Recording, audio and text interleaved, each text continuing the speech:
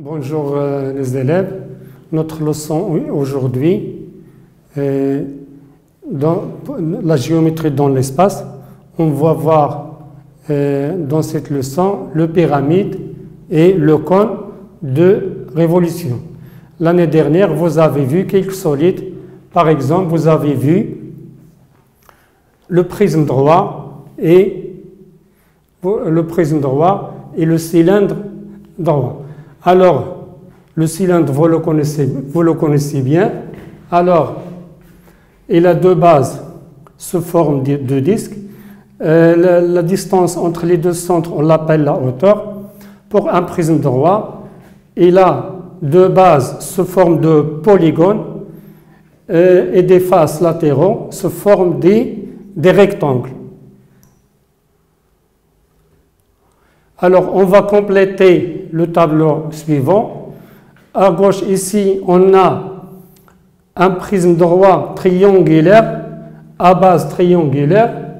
Et ici, on a un prisme droit à base quadrilatère. Alors, pour le premier solide,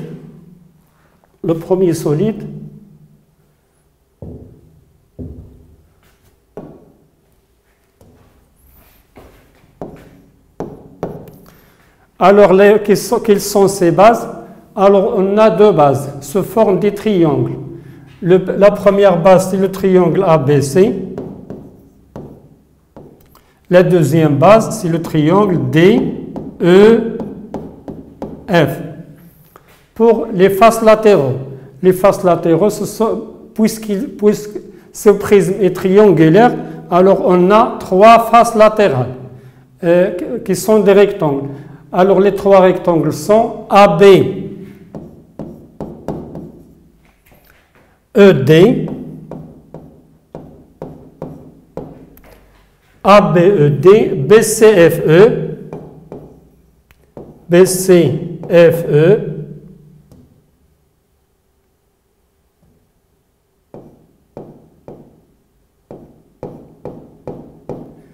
et ACFD.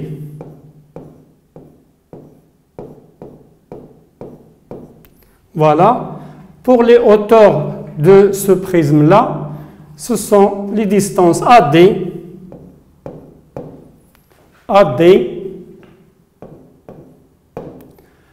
CF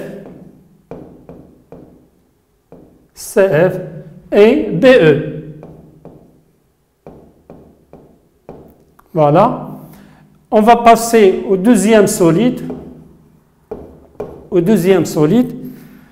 Le solide A, B, C, D, A', B', C', D'. Alors, les bases, ce sont les quadrilatères A, B, C, D. A, B, C, D.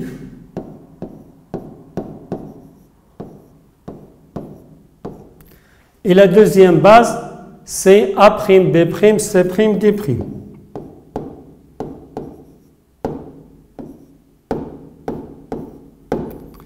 Pour les faces latérales, on a quatre faces latérales, comme on a dit, sous forme des rectangles. Le premier rectangle, AB, B', AB, B', A', BC, C', B', troisième, CD, D', C', et AD, D', A'. Voici les quatre faces latérales de ce prisme-là. Pour les hauteurs, ce sont les distances. AA', BB', C',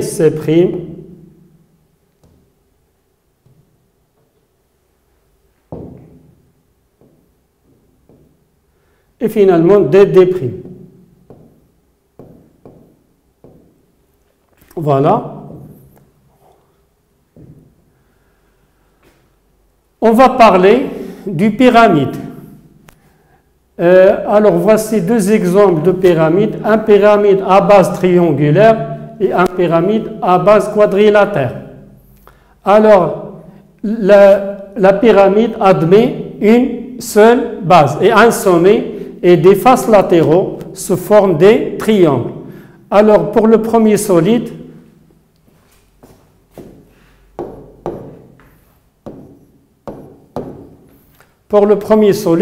sa base est le triangle MNP, la base est le triangle MNP. Les faces latérales, ce sont les triangles IMN, les triangles IMN, INP et IMP. Donc, pour la pyramide à base triangulaire, on a trois faces latérales. La hauteur est indiquée ici, c'est IO. On a ici O, le projeté orthogonal de I, sur la base. Alors IO est la hauteur. Le volume du pyramide est le tiers R de la base MNP fois la hauteur IO. Le volume du pyramide, le tiers de l'aire de la base fois la hauteur. Passons au deuxième solide. Le deuxième solide, alors sa base, c'est le quadrilatère ABCD. Alors ABCD, c'est un quadrilatère. Il peut être un carré, un rectangle, un trapèze, un parallélogramme, un losange, etc. N'importe quel quadrilatère. Les faces latéraux, puisque la base est quadrilatère, alors on aura 4 faces latéraux des triangles. Toujours les faces latérales, ce sont des triangles. Alors on a le triangle SAB, le triangle SBC, le triangle SDC et le triangle SAD. Alors, ces faces-là, ils ont un sommet commun, c'est le sommet du pyramide. La hauteur, on a ici des indications, SD perpendiculaire à DC et perpendiculaire à DA. Alors ici, SD sera la hauteur. La hauteur sera SD. Et le volume, c'est le tiers. R de la base, c'est-à-dire la surface du quadrilatère ABCD, fois la hauteur SD. Voilà pour ce tableau-là. Le patron d'une pyramide à base carrée. Le patron d'une pyramide à base carrée, par exemple. Alors ABCD est un carré. Donc, un exemple, le patron d'une pyramide à base carrée. Alors les 4 côtés ici seront égaux. Et ces triangles-là, n'importe comment. Alors si on a une pyramide régulière, on va parler. Alors ces triangles-là seront tous isocèles. Alors passons à notre leçon dans notre cahier de cours. On va écrire ça dans notre cahier de cours. La pyramide. Alors la pyramide, la définition, une pyramide de sommet S est un solide dont une face est un polygone appelé la base. Comme on a vu, la base, elle peut être triangulaire, quadrilatère, etc. Les faces latérales sont des triangles. Toujours les faces latérales, ce sont des triangles qui ont pour sommet S. On va voir la figure. Alors voici la figure. On a une pyramide de sommet S, de base ABCD, SH sa hauteur, hauteur SH, face latérale par exemple le triangle SAB, le sommet CS, arête SC c'est une arête, ou CSB, ou SA et SD. Et ABCD c'est une base. Remarque, Un pyramide à base triangulaire est appelé aussi tétraèdre. Alors pour une pyramide à base triangulaire, il a un autre nom, on l'appelle tétraèdre. Alors ici ABCD, c'est une pyramide triangulaire, on l'appelle tétraèdre. Voici le patron d'une pyramide à base un quadrilatère. Ça, c'est dans le cours. R latéral. Alors, la pyramide, elle a des faces latérales qui sont des triangles. Alors, l'aire latérale, c'est la somme des aires des faces latéraux. Le volume d'une pyramide, et comme on a vu, est égal au tiers de l'aire de sa base multiplié par sa hauteur. V est égal à 1 tiers, R de la base fois la hauteur. Où B indique l'aire de la base, H indique la hauteur. Alors, c'est ce qu'on peut dire pour la pyramide. Alors, on va passer au cône de révolution. Avant de parler de ça, alors on va faire une introduction. Regardez-moi ce triangle rectangle. Voilà. Je fixe ce côté-là et je fais une rotation. Alors, cette rotation-là, elle engendre un solide.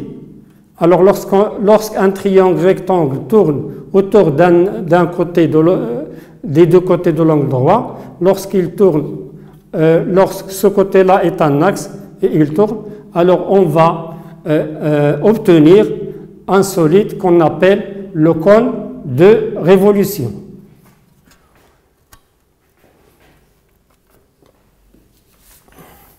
Alors, le cône de révolution, comme on va voir dans la figure, voilà. Voilà. Le cône de révolution, on va obtenir une figure pareille. Alors, on a ici un sommet, la hauteur SO, la base c'est un disque, et S, la distance du sommet S en un point au cercle de la base, on l'appelle génératrice. Alors passons à la définition. Un cône de révolution est un solide obtenu en faisant tourner un triangle rectangle autour de l'un des côtés de l'angle droit. La base d'un cône de révolution est un disque, une face latérale. Alors on a une base, une face latérale, un sommet, une hauteur reliant le sommet du cône au centre de la base. Alors voici la figure. Remarquez bien que le triangle SOA est un triangle rectangle. Le triangle qui relie le sommet au centre de la base avec n'importe quel point qui appartient au cercle de la base, alors ces trois points-là déterminent toujours un triangle rectangle. Alors le triangle SOA est un triangle rectangle O.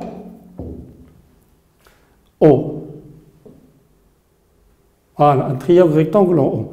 Alors d'après le théorème de Pythagore, SA au carré est égal à SO au carré plus OA au carré, c'est-à-dire A au carré, parce que le génératrice, on le note A, la hauteur, on la note H, et le rayon, on le note R. Alors toujours, on a cette relation, le carré de génératrice est égal au carré de la hauteur plus le carré du rayon. C'est-à-dire, si on vous donne la hauteur et le rayon, vous pouvez calculer le génératrice. Et ainsi de suite, si on vous donne le génératrice et le rayon, vous pouvez calculer la hauteur. Et ainsi de suite. Voici un patron du cône de révolution. Alors le cône de révolution, ça c'est un exemple. Il y a d'autres exemples. En général, c'est le patron du cône de révolution. Alors, voici la base, voici l'aire latérale, et la distance entre S et ce point-là, c'est le génératrice. Alors, tout est clair dans le schéma.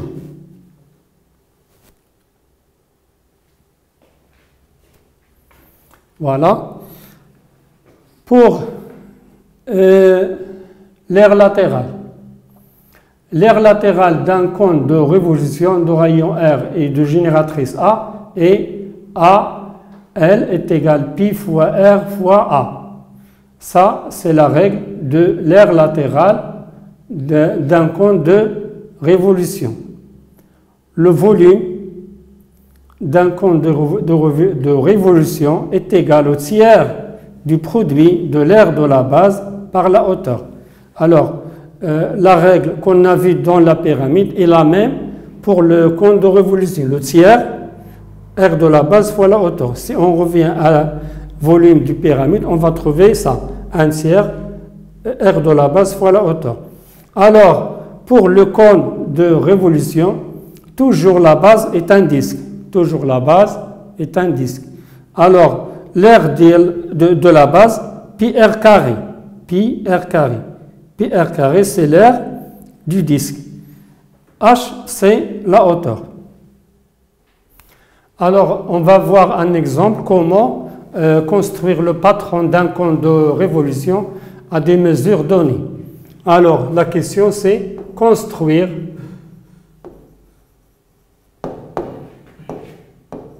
le patron d'un cône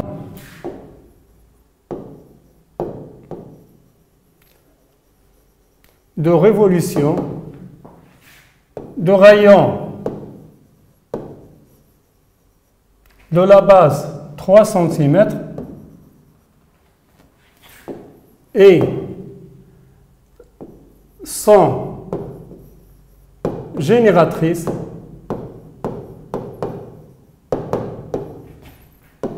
de mesure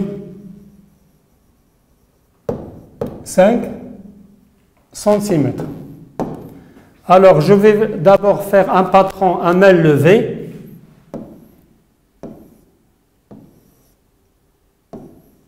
Voilà.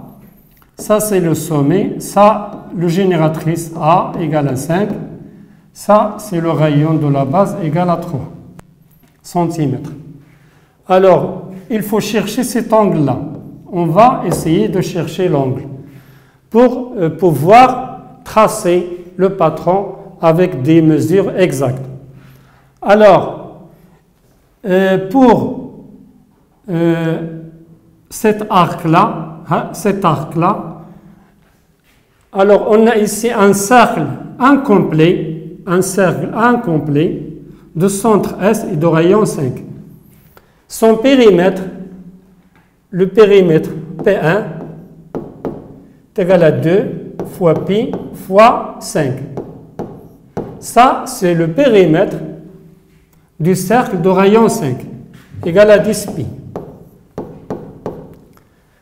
Pour la base, le rayon est 3. Alors, son périmètre est égal à 2 fois pi fois le rayon est égal à 6 pi. Voilà. Alors, pour cet angle-là, l'angle plein, 360 degrés, 360 degrés. Si je complète le cercle, alors 360 degrés est compatible avec 10 pi. Et l'angle, cet angle-là, on va appeler alpha, et il est compatible au périmètre de la base, c'est-à-dire 6 pi.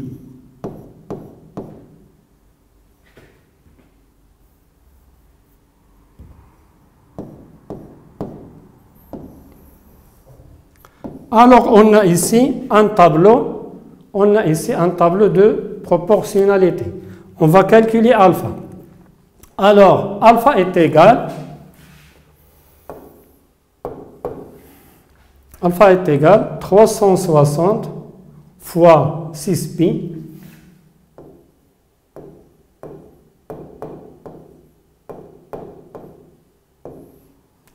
divisé par 10pi.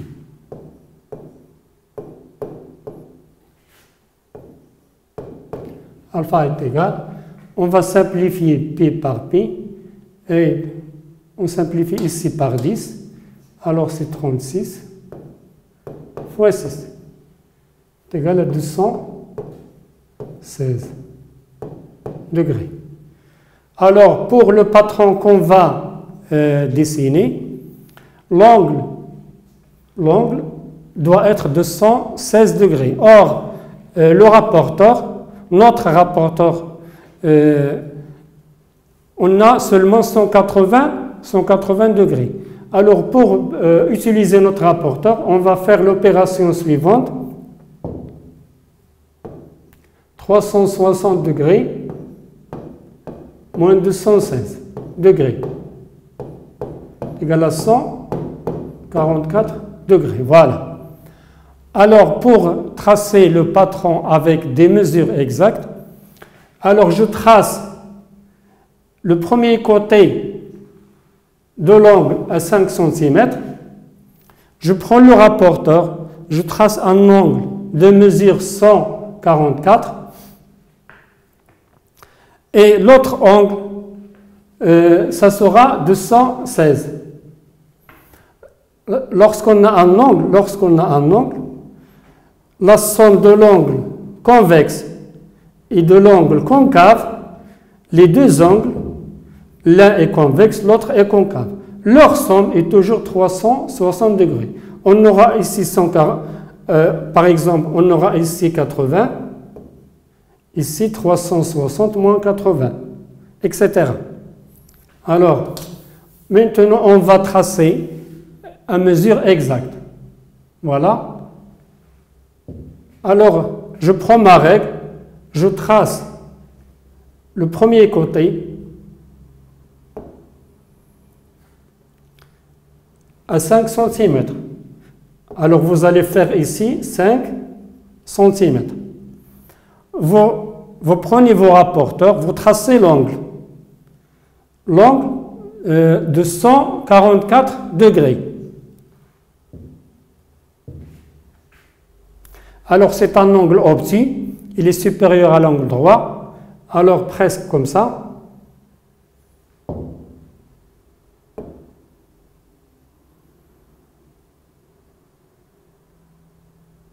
Voilà.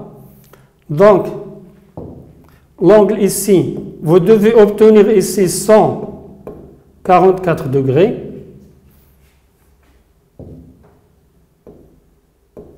Voilà. Alors, l'autre angle, voilà cet angle-là, il va mesurer 216 degrés. Alors, je prends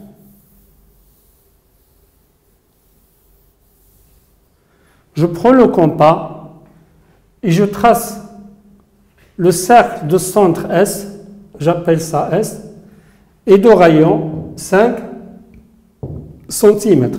Alors, comme ça, presque comme ça, voilà. Alors, le rayon ici 5 cm, l'angle ici de 216 degrés, il nous reste quoi? À ajouter la base. Alors, on sait que la base a pour rayon 3 cm. Alors, j'ajoute ici, n'importe où, un cercle de rayon 3 cm. Alors,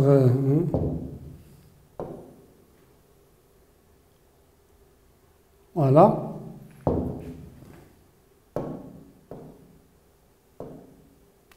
le rayon 3 cm. Ce cercle-là est de rayon 5 cm. Alors vous faites ça avec vos instruments et ce sera plus précis. Alors cette zone-là,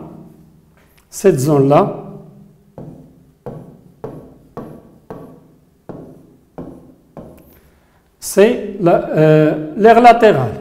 C'est l'aire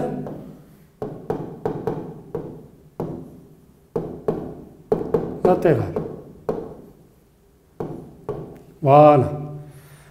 5 cm, comme on a dit, c'est le génératrice. On a déjà dit ça et on répète. Voilà. Et la base.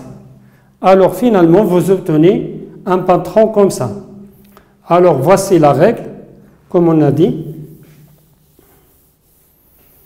On a déjà calculé alpha parce que je l'ai effacé.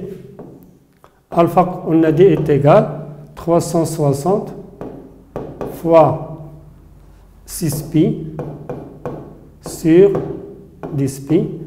Après avoir